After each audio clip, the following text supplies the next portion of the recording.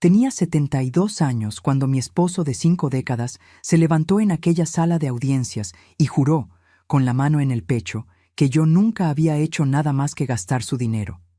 Él no sabía que yo había guardado cada recibo, cada comprobante, cada prueba de los 40 años en los que sostuve a esa familia mientras él fingía ser el proveedor. El silencio que cayó cuando la verdad salió a la luz fue tan denso que podía sentir su peso sobre mis hombros. Deja en los comentarios desde qué país estás viendo este video. Quiero saber de dónde son. Nunca olvidaré aquel momento. Estaba sentada en esa silla dura, de madera vieja y barniz descascarado, en la sala de audiencias del juzgado. Mis manos temblaban, pero no de miedo. Temblaban de una rabia contenida que había tragado durante tantos años que ya se había vuelto parte de mí, como una piedra en el estómago que aprendes a cargar. Mi esposo, Antonio, estaba al otro lado de la sala. Tenía 74 años, pero aún mantenía esa postura erguida, ese aire de quien se cree dueño de la verdad.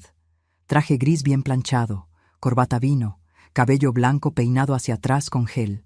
Siempre fue vanidoso, siempre se preocupó por la apariencia.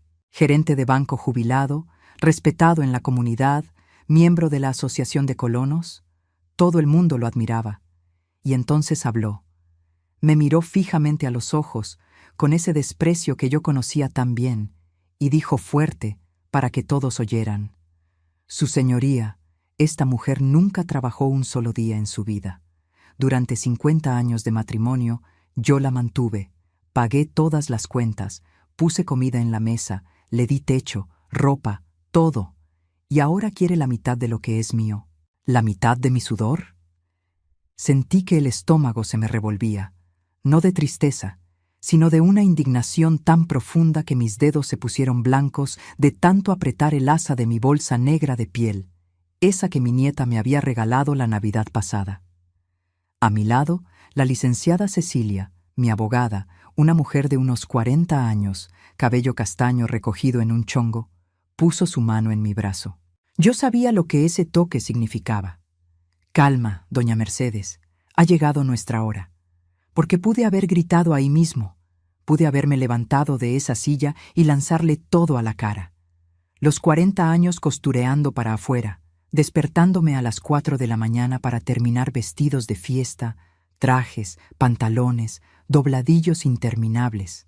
Pude haber contado cuántas noches pasé en vela en la máquina Singer vieja que mi madre me dejó de herencia, cosiendo hasta que mis dedos sangraban, porque los pedidos no paraban y el dinero de él nunca era suficiente.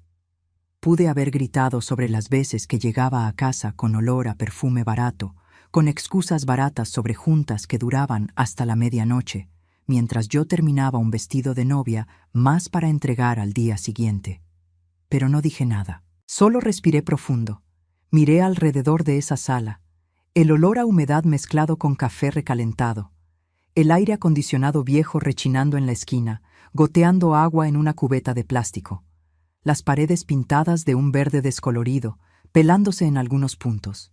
El juez, un hombre de unos 60 años, cabello canoso, lentes de graduación gruesa, anotaba algo con una pluma azul. Mis ojos se fijaron en esa pluma. Era igual a la que yo usaba para anotar los pedidos en mi libretita. ¿Cuántos cuadernos no llené a lo largo de 40 años? ¿Cuántos nombres, cuántos vestidos, cuántos montos? Todo anotado meticulosamente, porque aprendí desde temprano que una mujer necesita protegerse. Mi madre siempre decía: Mercedes, guarda todo. Un día vas a necesitar demostrar que existes. Y tenía razón. El juez levantó la vista del papel, se acomodó los lentes y miró a Antonio. Mi esposo estaba sentado con ese aire de superioridad, como si ya hubiera ganado el caso antes de empezar. Siempre tuvo esa pose: gerente de banco, hombre de respeto, proveedor de la familia. Esa era la narrativa que le vendió a todo el mundo durante 50 años. Señor Antonio, dijo el juez con una voz cansada, de esas de quien ya ha visto tanta mentira en la vida que ya nada le impresiona. ¿Usted está afirmando bajo protesta de decir verdad que su esposa nunca trabajó durante el matrimonio? Antonio ni lo dudó. Se acomodó en la silla, se pasó la mano por el cabello blanco impecablemente peinado y respondió con esa convicción irritante que siempre me hizo querer gritar. Exactamente, su señoría. Ella se quedaba en la casa. Yo era el que pagaba todo. Luz, agua, teléfono, el súper, el seguro de gastos médicos. Todo. Tengo los comprobantes aquí, si usted gusta verlos. Todo a mi nombre. Todo de mi cuenta. Vi a su abogada, una mujer de unos 50 años, rubia, de tacones altos y portafolio de piel caro, asentar con la cabeza, como diciendo, así es, puede confiar. Vi a mi hija, Guadalupe, que estaba sentada en la banca de atrás, porque insistió en venir conmigo, apretar los puños. Ella sabía, mis hijos sabían, pero nadie más que yo. La licenciada Cecilia y Lourdes, mi comadre y mejor amiga, sabía cuánto había guardado. El juez tamborileó los dedos sobre la mesa, luego miró a la licenciada Cecilia. Licenciada, ¿la defensa tiene algo que declarar sobre esta afirmación? Cecilia se levantó despacio. Estaba impecable. Traje sastre negro, cabello recogido, ese aire de quien sabe exactamente lo que está haciendo. Puso su carpeta sobre la mesa, la abrió con calma y sacó de adentro una memoria USB. Una memoria roja, pequeñita, pero que cargaba 50 años de mi vida. Su señoría, dijo con esa voz firme, mi cliente desea presentar pruebas documentales que contradicen integralmente la afirmación del demandado. Antonio soltó una risita. La oí. Fue una risita baja, burlona, como si estuviera pensando. ¿Qué pruebas? Ella no tiene nada. Pero yo tenía, lo tenía todo. El juez tomó la memoria, la conectó en su computadora. La sala se quedó en silencio, solo el sonido del ratón haciendo clic, de carpetas abriéndose. Y entonces el juez comenzó a bajar la pantalla despacio. Sus ojos iban bajando, bajando, bajando por la página. Vi el momento exacto en que lo entendió. Dejó de bajar, regresó al inicio, abrió una carpeta, luego otra, luego otra. Abrió un PDF, le dio zoom, leyó, y entonces, por primera vez desde que entramos en esa sala, vi a ese hombre de 60 años, que probablemente ya lo había visto todo en su carrera, fruncir el ceño. Se quitó los lentes, los limpió con la punta de la corbata, se los volvió a poner, miró de nuevo la pantalla. Señor Antonio, dijo el juez, y juro que se podía cortar la tensión de esa sala con un cuchillo. Aquí estoy viendo comprobantes de depósitos bancarios a nombre de la señora Mercedes Silva en el periodo de 1975 a 2025. Son recibos de pago por servicios de costura, 50 años de recibos. Cantidades que varían de 10,000 a 60,000 pesos mensuales, dependiendo de la época y la devaluación. El silencio que cayó fue absoluto. Oí a Antonio tragar saliva. Vi cómo el color desaparecía de su rostro. Señor Antonio, continuó el juez, aquí también estoy viendo un comprobante de transferencia de la señora Mercedes por la cantidad de 800,000 pesos, referente a la compra de un terreno en 1988, donde fue construida la casa donde usted reside actualmente. Este comprobante está certificado ante notario. ¿Usted tiene conocimiento de esto? Antonio abrió la boca, la cerró, la abrió de nuevo. Parecía un pez fuera del agua. Su señoría, eso fue... Y aquí, continuó el juez, ahora hojeando otras páginas en la pantalla, veo un recibo de 500,000 pesos referente a la construcción de la casa en 1990, pagado íntegramente por la señora Mercedes. Señor Antonio, solo para que yo entienda, la casa donde usted vive, cuyo terreno fue comprado por su esposa, cuya construcción fue pagada por su esposa, ¿usted me está diciendo que ella no trabajó? Sentí un escalofrío subir por mi espalda. No era de miedo. Era de algo que no sentía hace mucho tiempo. Era poder. Era la sensación de que, finalmente, alguien estaba viendo, alguien estaba escuchando, alguien estaba creyendo. Antonio intentó recomponerse, siempre fue bueno en eso. Siempre fue bueno para voltear las cosas, para hacerte dudar de tu propia realidad. Se ajustó la corbata, se aclaró la garganta.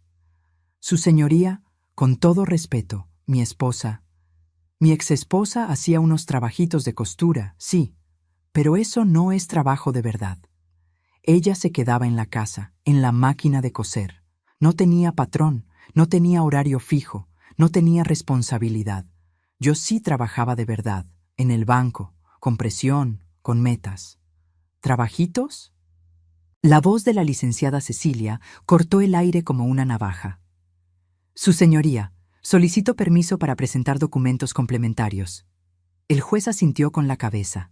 Cecilia puso sobre la mesa una carpeta gruesa, pesada, llena de papeles. La abrió y empezó a sacar documento tras documento. Contratos de prestación de servicios entre la señora Mercedes Silva y la boutique Elegancia Pura, en el periodo de 1975 a 1995, totalizando 1.500.000 pesos en valores actuales. Contratos con el taller Velo y Azahar para confección de vestidos de novia en el periodo de 1980 a 2000, totalizando 2 millones de pesos. Contratos con la tienda Moda Fina para arreglos y ajustes en el periodo de 1990 a 2020, totalizando 1.200.000 pesos. Licenciada, dijo el juez levantando la mano. Ya entendí. Puede anexar eso a los autos. Miró a Antonio de nuevo, y esta vez vi algo diferente en los ojos de ese juez. Vi indignación. Señor Antonio, usted vino a esta audiencia bajo protesta de decir verdad y mintió. Usted no solo mintió, sino que intentó descalificar el trabajo digno de una profesional que sostuvo financieramente a esta familia durante décadas, mientras usted... Déjeme ver aquí en los estados de cuenta... Ah, sí, mientras usted gastaba, según los documentos que también están aquí, un promedio de 20.000 pesos mensuales en restaurantes, bares y viajes que no coinciden con sus registros de trabajo en el banco. Listo. Cayó la bomba. Yo no sabía eso. Cecilia no me lo había contado. Ella había investigado por su cuenta, había escarbado hondo y lo había encontrado. La abogada de Antonio se levantó, intentando protestar, pero el juez levantó la mano de nuevo. Voy a dar un receso de 15 minutos para que el demandado y su defensa revaloren su estrategia. Porque, señores, voy a ser muy claro. Si seguimos por este camino, no va a ser solo la liquidación de la sociedad conyugal lo que va a pesar contra el señor Antonio. Habrá dolo procesal, habrá indemnización por daños morales y hasta puedo considerar desacato dependiendo de cómo se comporte usted de aquí en adelante. ¿Está entendido? Antonio estaba pálido, blanco, sudando. Me miró. Yo le sostuve la mirada. No sonreí, no lloré. Solo lo miré firme, serena, porque había esperado 50 años por este momento. Y ahora, finalmente, la verdad estaba sobre la mesa. Pero para que entiendas cómo llegué hasta ahí, a esa sala de audiencias con una memoria roja llena de pruebas en la mano, necesito volver en el tiempo. Necesito contarte cómo empezó todo. Conocí a Antonio en 1973. Yo tenía 20 años. Acababa de terminar el curso de corte y confección en el que mi madre me había inscrito a los 15 años. Mi madre, doña Esther, era lavandera. Trabajaba para las familias ricas de Guadalajara, lavando y planchando ropa de sol a sol. Ella nunca estudió, nunca tuvo nada propio, vivía dependiendo de los patrones, y siempre me decía: Mercedes, tú no vas a ser como yo. Tú vas a tener una profesión. Tú vas a tener independencia. Ella juntó dinero durante años para pagarme ese curso. Era en un taller pequeño, en el centro de la ciudad. La dueña, doña Marieta, era una costurera famosa. Ella me enseñó todo: cómo cortar tela, cómo hacer moldes, cómo coser a mano y a máquina, cómo hacer acabados perfectos. Aprendí rápido. Tenía gracia para eso. Mis manos eran ágiles, mis ojos atentos a los detalles. Cuando terminé el curso, a los 18 años, empecé a costurar para afuera. Mi madre me dio su máquina Singer, esa que le habían regalado de bodas. Era una máquina antigua, pesada, pero funcionaba perfectamente. Monté un rinconcito en el cuarto que compartía con mis 2 hermanas menores y empecé. Los primeros encargos vinieron de las vecinas. Dobladillos de pantalones, arreglos sencillos, pero pronto los pedidos fueron aumentando. Vestidos, faldas, blusas. Cobraba barato porque era principiante, pero el trabajo era bueno. Las clientas regresaban y traían a otras. Fue en una fiesta de San Juan, en casa de una clienta, donde conocí a Antonio. Él tenía 22 años, era bancario junior, trabajaba en el Banco Nacional. Era guapo, tenía ese aire educado, formal. Usaba traje incluso en el calor, cabello siempre arreglado. Me conquistó. No voy a mentir. Era gentil conmigo, me trataba con respeto, me llevaba a caminar a la plaza, me presentaba a sus amigos. Anduvimos un año. Pidió mi mano en la sala de mi madre, de la forma correcta, formal, pidiendo la bendición. Mi madre se puso feliz. Ella creía que yo había tenido suerte. Un bancario, un hombre con futuro. Yo también lo creía. Nos casamos en 1974. Fue una fiesta pequeña, en la iglesia del barrio, solo familia y amigos cercanos. Rentamos una casa pequeña, de 2 piezas y cocina, en una colonia sencilla. Yo seguí costureando. Me había llevado mi máquina Singer conmigo. Monté mi espacio de trabajo en un rincón de la sala. Al principio, a Antonio hasta le parecía interesante. Les contaba a sus colegas del banco: mi esposa es costurera, hace unos trabajos muy bonitos. Me pedía que le arreglara su ropa, que le hiciera dobladillos a sus pantalones nuevos. Yo lo hacía con gusto. Pero las cosas empezaron a cambiar cuando me embaracé de Guadalupe en 1975. Recuerdo el día en que se lo conté. Estábamos cenando arroz, frijoles y un pedazo de carne que yo había logrado estirar para toda la semana. Él llegó cansado del banco, quejándose del gerente, de la presión. Esperé a que comiera un poco, que respirara, y entonces dije: Antonio, estoy embarazada. Se detuvo con el tenedor en el aire, me miró, no sonrió. No se levantó para abrazarme, solo dijo: está bien, entonces vas a tener que dejar de coser por un tiempo, ¿no? Embarazada no puedes estar sentada en la máquina todo el día. No dejé de hacerlo. No podía dejarlo. El dinero de él no era suficiente. El sueldo de bancario junior apenas pagaba la renta y la comida. Seguí cosiendo hasta el último mes de embarazo. Seguí recibiendo pedidos, seguí trabajando, incluso con la panza enorme, incluso con el dolor de espalda, incluso con los pies hinchados. Guadalupe nació en marzo de 1976. Parto natural, 12 horas de labor. Cuando sostuve a esa niña en mis brazos, cuando miré ese rostrito perfecto, supe que había encontrado un nuevo propósito. Pero Antonio cambió después de que ella nació. Empezó a llegar cada vez más tarde del trabajo. Empezó a quejarse del ruido que la bebé hacía en la noche. Empezó a dormir en la sala porque necesitaba descansar para trabajar al día siguiente. Y cuando yo pedía ayuda, cuando le pedía que cargara a la bebé solo media hora para que yo pudiera bañarme, decía: Mercedes, yo trabajo todo el día. Tú te quedas en la casa. Esa es tu función. Mi función, como si cuidar a un recién nacido no fuera trabajo, como si despertarse cada 3 horas para amamantar no fuera agotador, como si cambiar pañales, bañar, calmar el llanto, todo eso no tuviera valor alguno. Pero yo no discutía, me lo tragaba y lo hacía.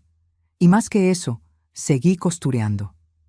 Porque los pedidos no paraban, en realidad, aumentaron. Mi reputación como costurera estaba creciendo. Las clientas me recomendaban con otras. Empecé a hacer vestidos de fiesta, vestidos de novia. Recuerdo noches enteras cosiendo con Guadalupe mamando del pecho. Me sentaba en la silla vieja de la sala, con la bebé en brazos, y cosía a mano los bordados delicados de los vestidos. Mis ojos ardían de sueño, mi espalda me dolía, pero no podía parar. Ese dinero era esencial. Ese dinero pagaba pañales, pagaba comida, pagaba medicinas, y cada mes, religiosamente, depositaba parte de lo que ganaba en la cuenta conjunta que habíamos abierto cuando nos casamos. Antonio decía que era para los gastos de la casa. Yo le creía. ¿Por qué no le creería?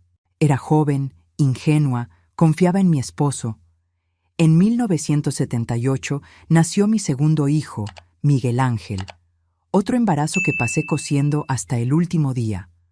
Otro parto que enfrenté prácticamente sola, porque Antonio solo estuvo unas horas en el hospital y luego se fue a trabajar porque tenía una junta importante. Con 2 hijos pequeños, mi trabajo se volvió aún más difícil, pero me adapté. Cosía de madrugada cuando ellos dormían. Cosía mientras ellos jugaban en el suelo a mi lado. Cosía mientras el arroz se cocía en la estufa. Me volví maestra en hacer 1000 cosas al mismo tiempo. Y el dinero entraba. 1000 pesos en un mes, 1500 en el otro, 3000 dependiendo de los pedidos. Para la época, era mucho dinero. Más que el sueldo de Antonio, que en ese entonces ganaba unos 1800 pesos como bancario. Pero él nunca reconoció eso. Siempre decía, «Ay, Mercedes, esos tus trabajitos de costura están bien, pero quien paga las cuentas de verdad soy yo». Y yo le creía. Incluso viendo el dinero salir de mi mano, incluso sabiendo cuánto trabajaba, creía que él era el proveedor porque era lo que la sociedad decía. El hombre era el jefe de la familia. La mujer solo ayudaba. En 1985, a Antonio lo promovieron a gerente en el banco. Su sueldo subió bastante, y fue ahí cuando empezó a hablar de comprar un terreno, construir una casa propia. Mercedes, no podemos estar pagando renta toda la vida. Necesitamos tener algo nuestro, algo que dejarle a nuestros hijos. Estuve de acuerdo. Claro que estuve de acuerdo. Yo también quería una casa propia, un lugar que fuera realmente nuestro. Empezamos a buscar. Vimos varios terrenos, y entonces encontramos ese. Era perfecto. En una calle tranquila de Zapopan, cerca de la escuela de los niños, con espacio suficiente para construir una casa buena. El precio era de 800,000 pesos de aquel entonces. Antonio fue al banco a intentar un financiamiento. Regresó frustrado. «Quieren que demos un enganche del 50%. Yo no tengo ese dinero, Mercedes. Vamos a tener que esperar». Fue cuando dije, «Yo lo tengo». Me miró sorprendido. «¿Tú tienes qué?» «Tengo el dinero del enganche». «¿Cómo que lo tienes?» «Antonio, trabajo hace más de 10 años. Siempre he guardado una parte de lo que gano. Tengo 900,000 pesos guardados en mi cuenta de ahorro». Nunca olvidaré su expresión. Fue una mezcla de sorpresa, incredulidad y algo más. Algo que no pude identificar en ese momento. Hoy sé lo que era. Era codicia. ¿Tienes 900,000 pesos guardados y nunca me dijiste? Pensé que era importante tener una reserva, para emergencias. ¿Y comprar una casa no es una emergencia? Dudé, pero terminé aceptando. Está bien, vamos a usarlo para comprar el terreno. Y fue lo que hicimos. Saqué 800,000 pesos de mi ahorro y pagamos el terreno de contado. El terreno quedó a nombre de los dos, porque estábamos casados por bienes mancomunados. Pero quien pagó fui yo. Todo el dinero salió de mi cuenta. En 1988 empezamos a construir la casa. Antonio dijo que iba a pagar la construcción con su sueldo. Pero 3 meses después vino con la excusa de que el dinero andaba corto, que había tenido gastos inesperados en el banco, que necesitaba mi ayuda. Solo esta vez, Mercedes, solo para terminar la construcción. Luego te lo devuelvo. Nunca me lo devolvió. Pagué 500,000 pesos en la construcción de esa casa, sola, con el dinero que ganaba cosiendo de madrugada, los domingos, los días festivos, mientras cuidaba a 2 hijos pequeños, cocinaba, limpiaba, lavaba, planchaba. La casa quedó lista en 1990. Nos mudamos. Era linda. 3 recámaras, sala grande, cocina espaciosa, patio con árboles. Yo miraba esa casa y sentía orgullo. No porque fuera bonita, sino porque sabía cuánto había costado. Sabía cuántas noches en vela, cuántos vestidos cosidos, cuántas lágrimas tragadas. Pero Antonio nunca reconoció mi contribución. Llevaba a los amigos a conocer la casa que él había construido. Se jactaba con los colegas del banco sobre la casa que él le había dado a la familia. Y yo me quedaba callada, en la cocina, preparando el café para los invitados, invisible. Los años fueron pasando. 1990, 1995, 2000. Seguí costureando. Los pedidos nunca pararon. Al contrario, aumentaron. Me especialicé en vestidos de novia. Era un trabajo delicado, tardado, pero muy bien pagado. Cada vestido tardaba un mes en quedar listo. Cobraba entre 20 y 30 mil pesos por vestido, dependiendo del trabajo. Y cada mes, religiosamente, seguía depositando parte de mi dinero en la cuenta conjunta.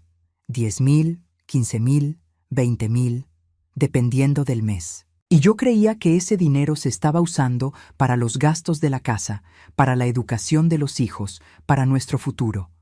Mientras tanto, Antonio empezó a viajar más. Congresos bancarios, capacitaciones, juntas en otras ciudades como Monterrey o Ciudad de México. Siempre viajes de 2 o 3 días. Siempre con gastos pagados por el banco. O al menos era lo que él decía. Yo le creía. ¿Por qué no le creería? Estaba demasiado ocupada para desconfiar. Estaba demasiado cansada para cuestionar. Me despertaba a las 4 de la mañana para coser antes de que los niños despertaran. Me detenía para hacer el desayuno, llevar a los niños a la escuela, regresar, coser hasta el mediodía, hacer la comida, recoger a los niños, ayudar con la tarea, coser un poco más, hacer la cena, arreglar la casa. Y cuando finalmente caía en la cama exhausta, Antonio estaba ahí, picándole al celular, riéndose de algo. ¿Con quién estás hablando?, preguntaba a veces. Colegas del banco, respondía sin siquiera levantar la vista. Yo no insistía, no porque confiara plenamente, sino porque estaba demasiado cansada para pelear. Llegaron los años 2000. Mis hijos crecieron. Guadalupe se graduó de pedagogía, Miguel Ángel de ingeniería. Estaba orgullosa. Había logrado ayudar a pagar los estudios de los dos. Porque sí, yo ayudé. Mucho. La universidad era cara, los libros eran caros, el material era caro, y siempre que necesitaban algo, era a mí a quien venían, porque el papá decía que no podía, que el dinero estaba corto. En 2005, Guadalupe se casó. Quería una boda bonita, sencilla, pero bonita. Me pidió que le hiciera su vestido. Lo hice con todo el amor del mundo. Un vestido blanco, de encaje, con bordados delicados. Me tomó 2 meses terminarlo. No le cobré nada, claro. Era mi hija, pero todo el resto de la boda ayudé a pagarlo. La fiesta, el banquete, la decoración. 300,000 pesos, la mitad del costo la pagué yo. Antonio pagó la otra mitad, quejándose por cada centavo gastado. En 2008, Miguel Ángel se casó también. Otra boda, otros gastos, otros 250,000 pesos de mi parte. Yo tenía 55 años. Mi cuerpo ya reclamaba el trabajo pesado. Mis manos me dolían de tanto coser. Mi vista estaba cansada. Pero no podía parar, porque incluso con los hijos criados, incluso con la casa pagada, las cuentas seguían llegando. Y el dinero de Antonio nunca era suficiente. Fue en 2010 cuando empezaron los nietos. Guadalupe tuvo gemelos, un niño y una niña. Miguel Ángel tuvo una niña. De repente era abuela de 3 niños hermosos. Y me encantaba ser abuela. Me encantaba cuidarlos los fines de semana, hacerles de comer, coserles ropita. Pero fue también en esa época cuando empecé a notar cosas raras. Antonio estaba diferente, más distante. Pasaba más tiempo en el celular, salía más, siempre con excusas. Una cena con colegas jubilados del banco, una carne asada en casa de un amigo, una reunión de la Asociación de Colonos. Yo no cuestionaba. Estaba cansada.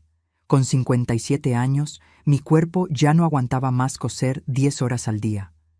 Había bajado un poco el ritmo, aceptaba menos pedidos, pero aún así seguía trabajando porque era lo que sabía hacer. Era mi identidad. Yo era Mercedes la costurera.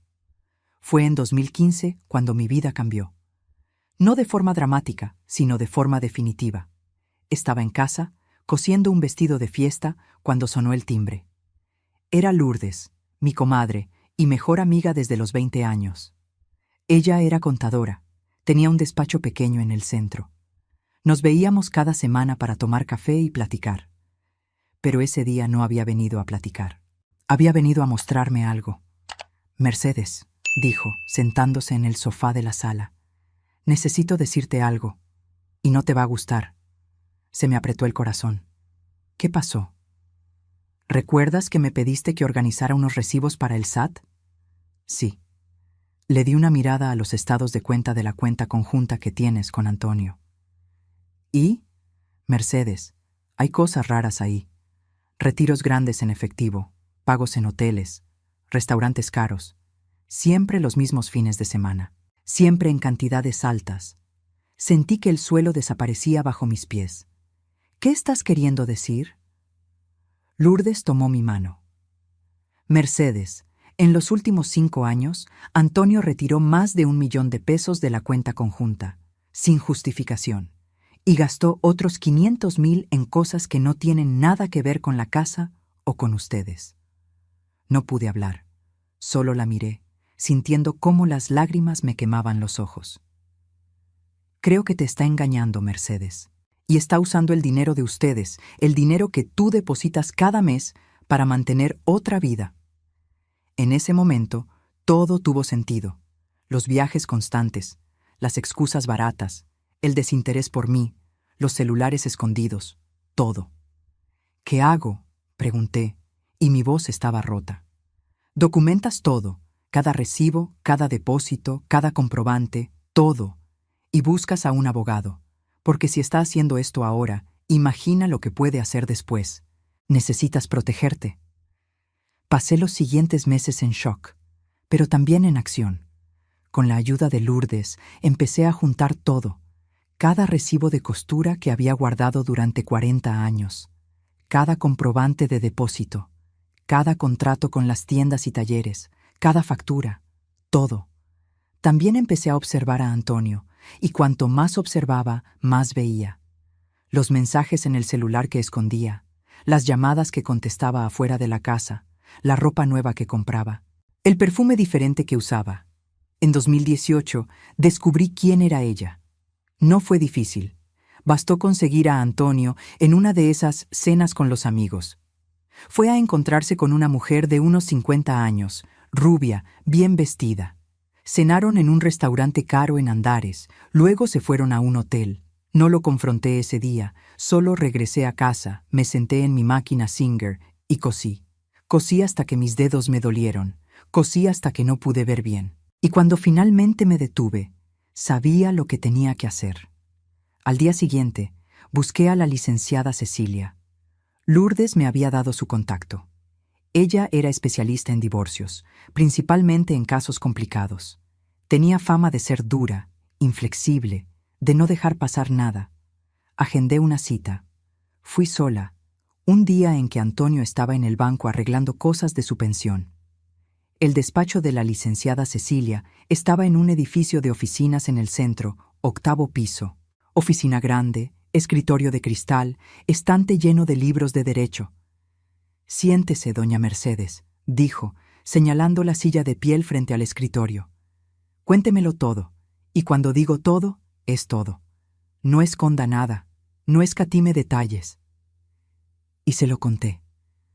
Le conté de los 50 años de matrimonio, de los 40 años costureando, del dinero que había depositado en la cuenta conjunta, del terreno que compré, de la casa que construí, de las traiciones, de los gastos escondidos. Se lo conté todo. Cecilia fue anotando. Cuando terminé, puso la pluma sobre la mesa, cruzó los dedos y me miró a los ojos. «Doña Mercedes, tiene un caso muy fuerte, no solo para la repartición de bienes, sino para una indemnización por daños morales. Lo que él hizo se llama abuso patrimonial y apropiación indebida de recursos conyugales. Usted trabajó, contribuyó, sostuvo a la familia, y él la invisibilizó. Eso es grave». «¿Qué necesito hacer?», pregunté. «Primero, necesitamos todo documentado. Estados de cuenta, comprobantes, recibos, contratos, todo. Segundo, necesitamos testigos. Alguien que pueda confirmar que usted siempre trabajó. Tercero, Voy a contratar a un investigador privado para documentar sus traiciones. ¿Investigador privado? Me asusté. Doña Mercedes, si queremos ganar este caso, necesitamos tener pruebas irrefutables. ¿Y las vamos a tener? En los meses siguientes fue la guerra. Guerra silenciosa, pero guerra. Cecilia contrató al investigador, un hombre discreto que siguió a Antonio durante semanas. Fotografió, filmó, documentó todo y descubrió. Antonio tenía una amante hacía 10 años. 10 años. Una mujer de 50 y tantos años, divorciada, sin hijos. La llevaba a restaurantes, hoteles, viajes. Pagaba la renta de su departamento, pagaba sus cuentas, todo con el dinero de la cuenta conjunta, con mi dinero. Cuando Cecilia me mostró las fotos, sentí algo extraño. No fue dolor, no fue ni siquiera rabia, fue alivio, porque ahora tenía la certeza. No estaba loca, no me estaba inventando cosas, tenía razón todo el tiempo. Doña Mercedes, dijo Cecilia, lleva con ella al menos 10 años. Según lo que el investigador averiguó, se conocieron en una fiesta de jubilación de un colega suyo. Empezó como una aventura, se volvió una relación. Quiero el divorcio, dije, y mi voz no tembló. Va a tener su divorcio, y va a tener todo lo que es suyo por derecho. Pero Cecilia me pidió que esperara, que no confrontara a Antonio todavía, que juntáramos todas las pruebas primero, organizáramos todo, y solo entonces presentáramos la demanda. Si lo hacemos de la forma correcta, ni siquiera va a saber qué le pasó. Y fue exactamente lo que hicimos. Durante los 2 años siguientes, entre 2018 y 2020, seguí viviendo esa vida de apariencias, haciendo la cena, durmiendo al lado de él, fingiendo que todo estaba bien. Mientras tanto, Cecilia armaba un expediente completo, estados de cuenta, comprobantes, contratos, fotos, videos, conversaciones. Fue difícil. Fue una de las cosas más difíciles que he hecho en mi vida. Fingir que no sabía, fingir que no veía, pero sabía que era necesario. Era la única forma de garantizar que tendría justicia al final. En 2020 llegó la pandemia. El mundo se detuvo. Pero mi vida siguió. Seguí costureando, ahora también cubrebocas de tela que vendía para ayudar a la gente. Seguí depositando dinero en la cuenta conjunta. Seguí siendo invisible. Pero en 2022 decidí, ya basta. No aguantaba más fingir. No aguantaba más vivir en esa mentira. Fue un domingo en la mañana. Antonio estaba en la sala, viendo el fútbol. Llegué, apagué la televisión y dije, necesitamos hablar. Me miró irritado. Mercedes, estoy viendo el partido. Quiero el divorcio. Silencio. Parpadeó, procesó y entonces soltó una carcajada burlona. ¿Quieres el divorcio? ¿Tú, Mercedes? Por el amor de Dios. ¿Qué vas a hacer de la vida sin mí? No tienes dinero, no tienes nada. Eres una costurera retirada, dependes de mí. Y fue en ese momento cuando algo cambió dentro de mí. No sentí rabia, no sentí amargura. Sentí lástima. Lástima de un hombre tan arrogante que ni siquiera podía ver su propia caída. Está bien, Antonio, dije calmadamente. Vas a recibir los papeles del divorcio por notificación judicial y nos vemos en el juzgado. La bomba explotó una semana después. Antonio recibió la notificación en la casa. Yo estaba en mi rincón de costura cuando oí su grito. «Mercedes, Mercedes, ven aquí ahora mismo». Bajé despacio. Estaba en la sala, con el papel en la mano, el rostro rojo de rabia. ¿Qué es esto? Demanda de divorcio incausado con solicitud de liquidación de sociedad conyugal, indemnización por daños morales y abuso patrimonial. ¿Te volviste loca? No, respondí con calma. Desperté. No vas a conseguir nada, Mercedes, nada.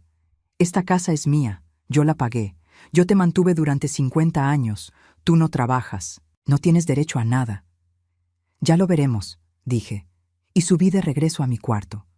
Se quedó gritando unos minutos. Luego salió azotando la puerta. Desapareció.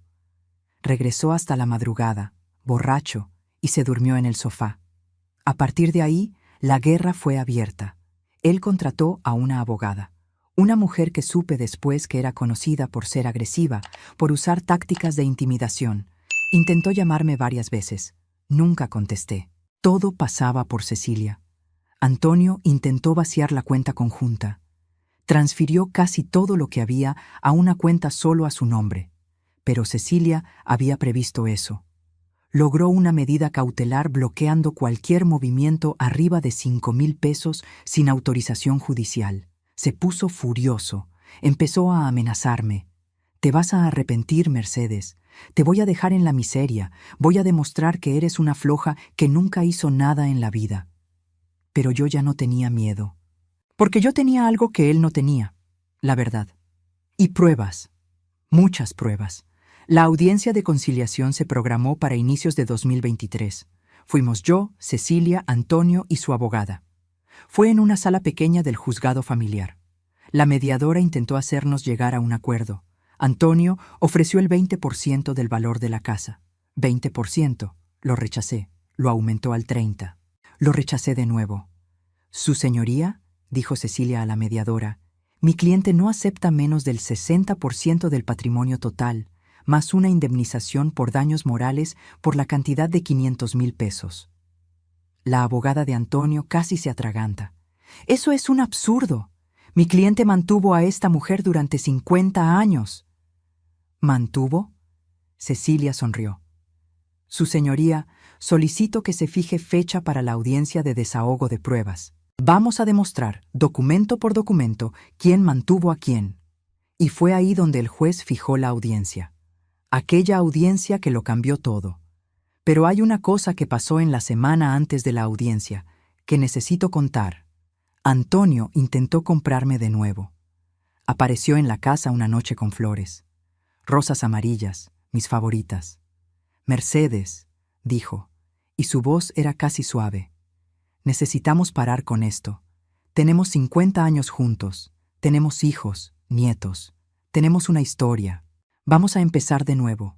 Admito que me equivoqué mucho, pero todavía te amo. Podemos arreglar esto». Tomé las flores, las miré, y entonces hablé, con la voz más tranquila que he tenido en mi vida. «Antonio, tú nunca me amaste, me usaste, me borraste, me hiciste menos. Gastaste el dinero que yo ganaba con mi trabajo para pagarle a tu amante, mientras yo criaba a tus hijos y cuidaba tu casa. Y ahora que estás acorralado, ahora que sabes que vas a perder todo, vienes con flores y palabras bonitas. No, ya no acepto nada. Te deseo buena suerte en el juzgado. La vas a necesitar». Y le cerré la puerta en la cara. Esa noche dormí mejor de lo que había dormido en años. Cuando regresamos a la sala de audiencias después de esos 15 minutos de receso, el clima había cambiado completamente. Antonio entró cabizbajo, la corbata floja, sudando. Su abogada tenía esa expresión tensa de quien sabe que perdió el control. Yo entré tranquila, con la frente en alto, con Cecilia a mi lado. El juez ya estaba sentado. Nos miró por encima de sus lentes. «Vamos a proseguir. Señor Antonio, ¿usted y su abogada tuvieron tiempo para revalorar su posición?» Su abogada se levantó. Intentó retomar el control. «Su señoría, mi cliente reconoce que hubo un malentendido en cuanto a la aportación de la solicitante. Sin embargo...» «Licenciada», interrumpió el juez, y su tono era de alguien que ya no tenía paciencia. «Voy a ser muy directo. Pasé los últimos 15 minutos analizando los documentos que la defensa de la solicitante presentó, y tengo algunas conclusiones». Miró a Antonio. «Señor Antonio, usted mintió bajo protesta.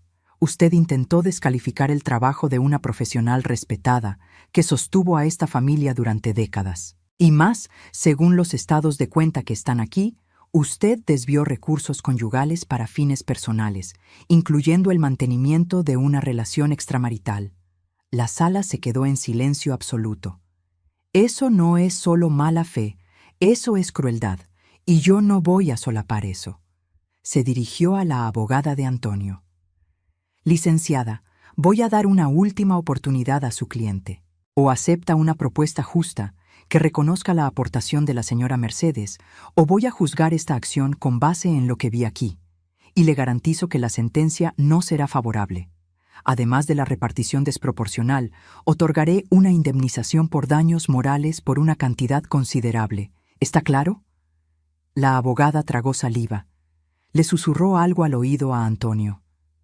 «Su señoría, ¿podemos tener unos minutos para hablar con la contraparte?» 5 minutos. Salimos al pasillo. Cecilia me llevó a un cuartito vacío. Lo logró doña Mercedes. Se rompió. 2 minutos después, la abogada de Antonio tocó la puerta.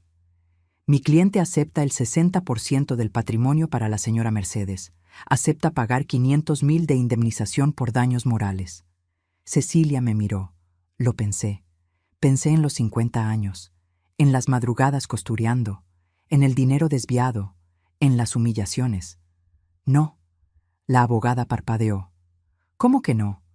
60% del patrimonio, 500,000 de indemnización, y que firme un documento reconociendo públicamente que siempre trabajé, que contribuí financieramente y que sus alegaciones fueron falsas».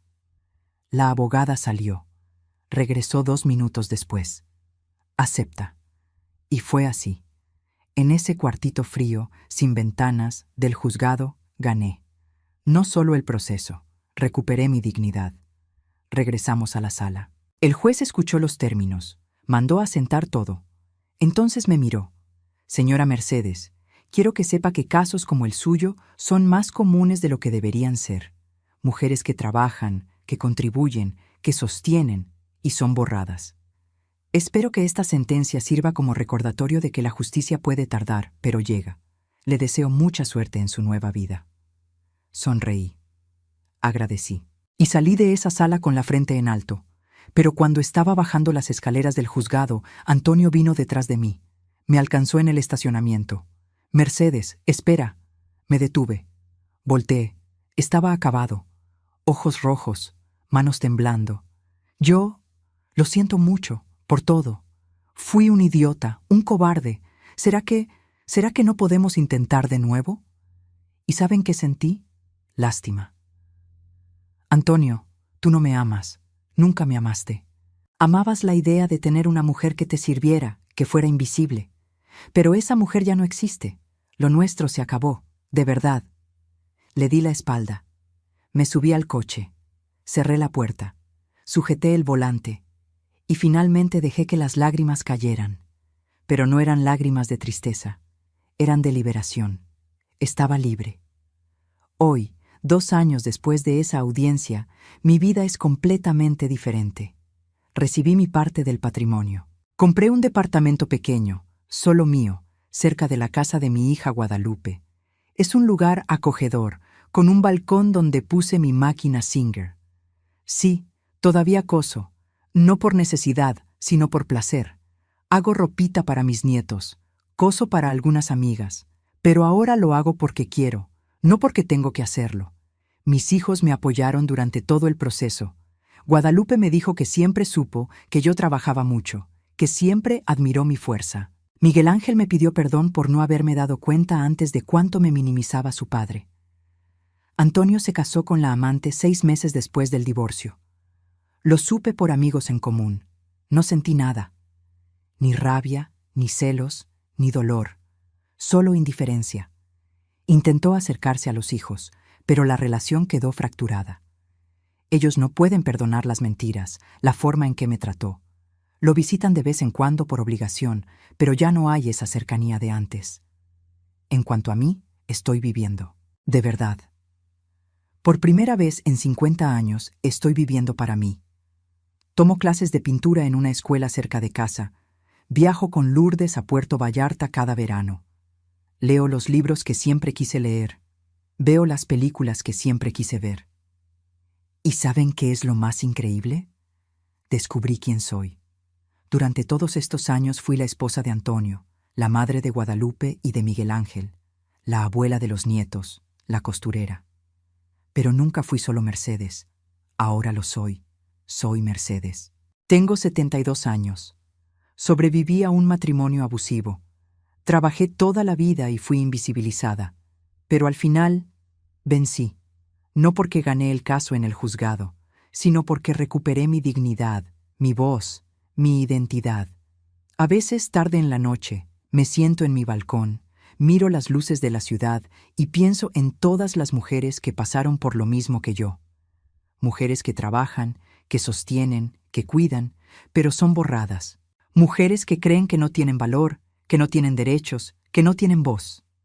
Y quiero decirle a cada una de ellas, sí tienes, siempre has tenido, solo necesitas creerlo, y si es necesario, tienes que luchar por ello, porque nadie te va a dar nada, tú tienes que buscarlo. Me tomó 50 años entender eso, pero lo entendí, y cambié mi vida. Hoy, cuando me miro al espejo, veo a una mujer fuerte, veo arrugas que cuentan historias, veo manos callosas de tanto trabajar. Veo ojos que vieron muchas cosas, que lloraron mucho, pero que aún brillan. Veo a una sobreviviente, a una ganadora. Y eso nadie me lo puede quitar. Si te gustó esta historia, suscríbete al canal, deja tu like y comenta aquí abajo qué te pareció. Y si quieres apoyar este tipo de contenido, considera hacerte miembro del canal. Tu contribución nos ayuda a seguir trayendo historias reales e inspiradoras como esta. Hasta la próxima.